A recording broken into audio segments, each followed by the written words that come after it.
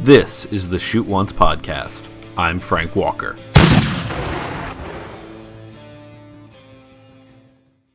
Talk about tonight, which is really exciting from the perspective of someone who, wants to actually talk about hockey and what's going on in the world here.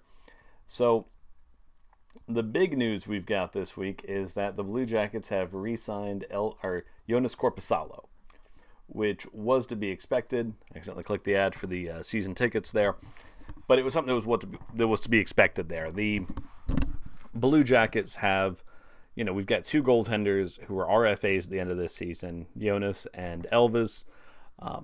Right now, it seems the NHL's got I think there's still a moratorium on some types of player movement, but something like this, where a guy you were able to negotiate with them anyway, makes sense to get it done during this time period where you're just kind of waiting around, not sure what's going to happen next. But the Blue Jackets knew they wanted wanted Jonas back in the fold for another period of time here. The deal, as far as it goes here, is 2 years. I forget exactly the AAV. We'll pull it up here real quick. But it was something that was right, commensurate with what we kind of thought he was going to be at. It's that I think it was the mid twos on him. Yeah, 2.8 for 2 years additional. After that, he becomes a UFA. If you notice here as well in the cap friendly page for him, Elvis Lindholm is also going to be an RFA this offseason. I would not be surprised to see Elvis with a somewhat similar deal, 2 or 3 years, for two reasons. One, it gives you flexibility that if you decide, say we go in the next season, and right now, in my personal opinion, Elvis is the one you'd go with, but, if you have more time, take the time. If they choose to go with Jonas at the end of the season, at the end of next year, you say he's your number one, or say even it's Elvis. If you only have him on a 2-year deal, you can always, and for some reason you can't trade him, it's not going to become an albatross hanging around your neck. I mean, imagine if they signed Jonas to a 7-year deal at $4 million a year. Now, if he was your starter, getting a starter for 7 years at $4 million is pretty good, but you don't know that yet. I would almost expect a deal like that to come. Honestly, not a 7-year deal, probably another 3 or 4 year deal at the end of whoever gets the next one, because the Blue Jackets, their goalie depth, Daniil Tarasov, Matis Kivlinkas, even Venäläinen a little bit, but really Matis Kivlinkas. The thing is, they've got enough goalie depth that there isn't a concern for the future when it comes to goaltender. Even if you sign both Elvis and Jonas to 2-year deals, then in 2 years you lose both of them. We probably will have somebody ready, maybe 2 guys. So I'm not concerned about where the Blue Jackets are as far as goaltender. I think they're in a good place for that. So it's good to see Jonas get signed. Jarmo was saying things like, all the best for him's yet to come, all of that, which is a nice sentiment. And it may be true. I mean, it's just one of those things where as a goalie gets that confidence, some goalies respond better to that. Something I want to take a quick look at, I pulled up Evolving Hockey and their advanced stats when it comes to goaltenders. And I tried to just get, for kind of a comparison's sake, if you're someone who doesn't watch a lot around the league, but you watch a lot of Blue Jackets, I pulled up our most recent goaltenders. So you've got Sergei Bobrovsky, Jonas Korpisalo, Elvis Lindholm, all the way back to the 15-16 season there. And the number I have sorted it by is this goals saved above expected. Now, these numbers aren't perfect because to an extent they're going to skew based on how much playing time somebody got. So we're going to look at a few different numbers here. But what you're looking at here is this goals saved above expected. It's a number that is, based on the shot quality of what you saw, how many goals would be expected to be scored against you, and then how many were over the course of a season. By that measure, Bobrovsky had the 2 best seasons in 16-17, 17-18. Jonas in 15-16 had the 3rd best season for the Jackets, and then Elvis for this year. Jonas right now, as far as how this season has gone, has had the 6th best season by that metric for Blue Jackets goalies over the last few years, which isn't bad. As you can see, Sergei's had 3 lower years, but then Jonas has had 2 lower years on that too. You have the goals saved above average, which is just kind of an idea of how many shots you've saved, giving you kind of an idea of against an average goaltender, how much you've saved. Now, Jonas, on that measure, he is one of 5 positive seasons the Blue Jackets have had. Meaning if you were to compare them to what an average goaltender did, how many goals did they save above that? As you can see again, Bobrovsky's 16, 17, 17, 18 years are just dominating that because those were incredible years for him. Third best season there, Elvis at an 8.95, which is incredible considering how he did in that season. This stat, the GSAA, it's a bit more of a correction for us because with that goal saved above expected, Bob in these seasons, he had 63 games played, 65 games played.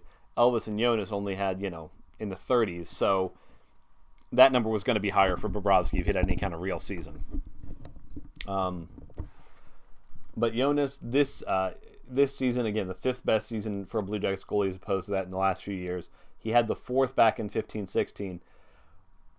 But the reason you sign a 2-year deal, if you look at, the 7th, the 8th, and then the 10th ones here, that gives you a sense of these were years where his goals saved above average were lower. Now, when you're signing Jonas Korpisalo, if you're getting, 15, 16, 19, 20 Korpisalo, that's great. That's an awesome way to go about it. I apologize, guys. I'm still learning doing this video version of the show versus a regular audio version of the show, so I'm trying to remember to keep everything visual as well as audio on this. But essentially what we're saying is Jonas Korpisalo is showing that he can be a good average goaltender in the NHL, sometimes above average. Sometimes he can run streaks of being elite. I don't think he's going to be a goalie like what we had in Bobrovsky where, Bobrovsky had 2 Vezinas in his years for the Blue Jackets. I don't think we're going to see that. But you're also talking about how much you want to pay a goalie. I mean, if you can get average goaltending in the NHL for under $3 million a year, that gives you a huge advantage when it comes to building out the rest of your team. And if that's what the Blue Jackets can do with Elvis or Jonas, or even if it's Jonas or Elvis, if at the end of this, you sign Elvis to probably a commiserate deal to Jonas where it's going to be 2 years, between $2.5 to $3 million a year. If after that you sign them again for another 3 or 4 years at 3 to 4, maybe go as high as $5 million, that would be okay. I mean, that would be fine because it gives you that room. Whereas, if you're looking at the video version of it, if not, I will just tell you over the thing here. But the worst season that a goalie has had for the Blue Jackets, I'll just put it this way: since 15-16, out of Jonas Korpisalo, Elvis Merzlikins, and Sergei Bobrovsky, the worst season right now is being had by Sergei Bobrovsky this season. His goal saved above expected was negative 13.3, meaning based on just what an average goalie would have done in his same situation, you would have expected 13 more goals to be saved. And then against an average goaltender, he's negative 16.59. So just incredible how much lower he is than the standard he set any other year he was with the Blue Jackets. So, and again, I know some people are going to say, oh, well, he's got a worse defense. Some of these numbers like goal saved above average and goal saved above expected are kind of taking that into account, especially that goal saved above expected is kind of taking that into account with what's going on. So it's not real great for him in some of those situations. Now, The Athletic ran a really interesting piece this last week, and it's on this theory because the league at the end of this season is going to have a salary cap issue. And what we mean by that, for those of you who aren't aware, the way the league is worked out in a business facet is that almost every revenue stream that comes into the league, with very few exceptions, things like expansion fee money and whatnot, almost everything else, like what you get from TV contracts, ticket sales, selling jerseys, all of that, is labeled as hockey-related revenue. That number is essentially split 50-50 with players. Now, when players are paid each month, or I think they get paid twice a month in the course of an NHL season, 15% of that pay is held back in what they call escrow. And what that means is, if at the end of the season, maybe say ticket sales go down, or just something else happens and the league doesn't make as much money, to ensure that it's a 50-50 split between owners and players, the owners are able to then take back some of that money if they need to. In recent years, we've seen things like, they hold back 15%, and the owners will return 6% of that money, or 7%, or something like that. So it tends to not be all the 15% that the players have to lose, but it's something the players don't like. The problem this year is, as you can expect, with the league being shut down because of this pandemic, the league is losing a ton of ticketing revenue. Now, they may be able to make back some of that money if they're able to stage games for television, because the rest of the television deal would pay out. You'd have certain sponsorships that would then pay out. There's a certain amount of that money that is then reclaimed, but the NHL is not going to hit their projections on what they thought. So the players are, a lot of the money that they already paid in escrow, where some years they would get maybe even half of that back. This year they're probably getting none of it back. There may even be something having to get worked out with the owners at the end of the season where the players are going to have to somehow pay back more, or maybe it'll be more held back. There's talk about next year them even reducing the salary cap. I don't think that's going to happen. There's a few reasons. One, everybody knows a reduction in the cap is going to be bad for a lot of teams and just going to create a lot of issues. The other issue is, in the next couple of years, the NHL has a couple of big things coming up. They've got the expansion Seattle team. They've got a new collective bargaining agreement. And then they have a new TV deal that's going to come up in the next few years. And it's all going to come in like a 2-year span. I want to say it's 2020 to 2022. All those events are going to take place somewhere in there. And I think everybody's looking at this, and especially this pandemic going on, saying maybe our whole situation is more tedious than we thought, or more, not tedious, more not as sure as we thought it might be. And so I think everybody might be a little more moved to kind of play along, make sure deals get done, make sure the money that can get made gets made. And so if you asked me if I had to guess what's going to happen, what the NHL will do next year is they will either have a flat cap, or they may even show a little growth on paper of what the cap is, and then just have a huge amount of escrow.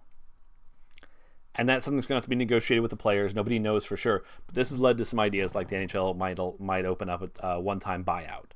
And what that means is a team would be able to go to a player, buy out the remainder of their contract. Essentially, they would pay them either the full remaining amount or the last 2/3 of the contract, and then that player no longer counts against the cap.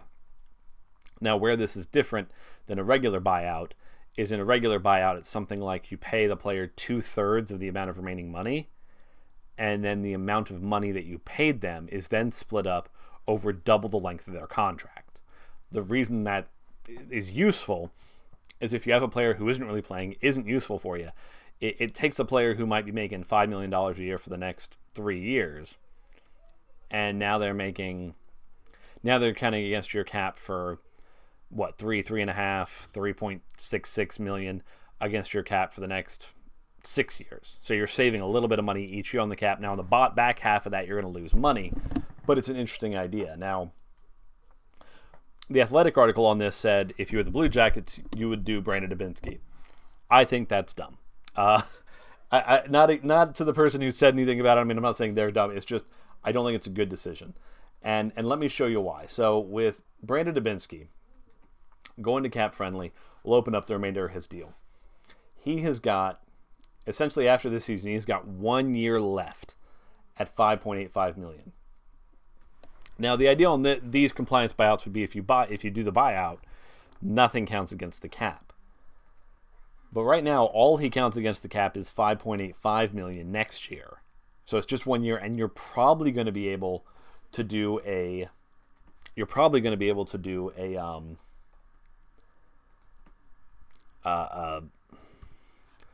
if you need to, you could probably do long-term LIR or a long-term injured reserve with him, meaning you wouldn't have to, you could essentially set him aside so he doesn't count against the cap anyway. You'd still have to pay him, but he wouldn't count against the cap. Now, if you look at his, if you were to do a regular buyout with him, he's just counting against the cap for $1.95 million for the next 2 years anyway. So to use that compliance buyout to not count against anything against the cap doesn't make sense to me. If you're going to use it, what I'm thinking you do, use it against a player who the Blue Jackets have had for a long time, who some people really like, but I think he isn't nearly worth what you're paying him. And that is one Mr. Alexander Wennberg. Alexander Wennberg still has 3 years left on this deal at $4.9 million. if you could eliminate that contract and have almost $5 million in extra cap room for the next few years, that would be incredible for this team. When you're trying to re-sign RFAs, when you're going to be trying to sign, it's a big one being the Pierre-Luc Dubois deal at the end of this season. That's going to be big. You're going to have Oliver Bjorkstrand the season after that. Having that extra cap room would be just incredible. Just be a wonderful situation for them. So that's where I would do that. Even if they don't offer this compliance buyout, I'm starting to become big on the idea of if you can't trade Wenberg for like a 7th round pick or something just to get him out the door, a buyout may still make a lot of sense. And again, if you're following along on the video version, you'll be seeing it there, but I'll be talking you through it as well. Going through Cap Friendly, if they do a buyout of Alexander Wenberg, essentially right now, Alexander Wenberg counts against the cap for $4.9 million. Now, Wenberg hits a funny part of this buyout thing, where if a player's young enough, instead of having to pay him 2/3 of his deal, you only have to pay him 1/3. So that saves a ton of money there. So when you look at what it does, so essentially, the Blue Jackets in the first 3 years of this, Alexander Wenberg, you would save $4.4 million a year on the cap for the first 3 years that he's on the buyout. Now, the second set of 3 years, so from 2013 to 2016, the 23, 24, and 25 seasons, he counts against the cap for $891,000. At that point, hopefully the cap's going up again, and that's money you're not worried about. But in my mind, I would be pretty heavy on the idea of doing a buyout of an Alexander Wenberg. Just what I'm saying, but I think it's an interesting idea.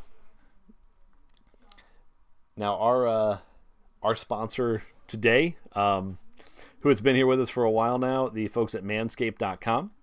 Essentially, with Manscaped, what you're looking at, great products for trimming up, taking care of that hair that's not on your face. They got some great deodorants and some other oils that are really useful for skin in more sensitive areas. So it's a great product. They've made sure they want all the people who talk about them to have used it. They sent us product. I've used it. It's really good. It's great. I enjoy it quite a bit. It creates with the deodorants and whatnot, it's nice. It's a very nice experience. I'm trying to do this without getting too crazy because, again, I like people to be able to listen to this with their kids around if they want to. But it's a good product. I would definitely recommend it. If you go to manscaped.com, use the promo code THPN, you get 20% off plus free shipping, so always cool there. Last thing we're going to talk about on tonight's show, there's been more and more talk about what this is going to look like when sports happens again. And this week, Dr. Fauci essentially said he kind of endorsed the idea that baseball had been throwing around about if you could test players, he said, on a weekly basis and kind of keep them quarantined, so they're just kind of going between the hotels and the fields, that he thinks that would work just fine. Now, there was some pushback on that, especially from a lot of baseball players, which you can understand because, baseball season would just be starting. So to go 4, 5, 6 months every day of games. And the thing is, if you're quarantined to a hotel room, if your family's not there, that's going to be a rough set of months. Now, some of the younger guys may not mind. They may not care. It may not be a big deal to them. I'm sure they would get annoyed by it, but let's be honest. The teams would do things like they would make sure the guys had enough food, had enough, liquor if they wanted it. It's not like these guys would be living destitute or anything. They'd be fine. But I can understand not wanting to be away from your family that long. That would be nuts. If you're a younger dude and you're single and you don't have a family, or your family's, your mom and dad that you might see 3 or 4 times a year since you're out on the road anyway, and you don't live with them, maybe it's not as big a deal. But they were talking to different players who seemed to think it'd be a real big deal for them. So, the Emily Kaplan video loaded up on this while I was looking at it. So the situation that we would be looking at here with the NHL, as far as what's been talked about, is this idea that you would go through and do something similar. Essentially, have the players stay in hotel rooms, do games and practices and whatnot. Now, with MLB, there's been thrown around the idea that you would do all the games in Arizona. Then I've seen one idea that you would have half the teams in Arizona, half the teams in Florida, which that might work. The idea that seems to be hearing a lot in the NHL is they're looking at maybe 4 different cities. Now, where that would work is once you hit playoffs. But before you hit playoffs, I mean, if your thought is you want to fit in some final games, that's going to be rough. Because then you're going to have guys traveling, which is the thing you don't want happening. Because the more you travel, the more that comes out of your control. There's more variables there. If you put these guys in certain cities, if you jump right into the playoffs and do like, even if you just do regular playoffs, or if you jump into like the 24-team playoff format that's been suggested that we've looked at, then you could put these teams in 4 different cities, play them through their brackets, and it could work. Now, the head of the Players Association, Donald Fair, said this week that they hadn't been talked to about specifics. That seems totally fair because the last we heard from Bill Daly, the assistant commissioner in the NHL, or the deputy commissioner, or whatever his title is, they'd had nothing more than just kind of general talks with different cities about what to do. So we'll see where this goes. If I had to guess today, and I've also heard that now apparently they're really wanting it to be NHL cities these happen in. Will that happen? It's going to be tough.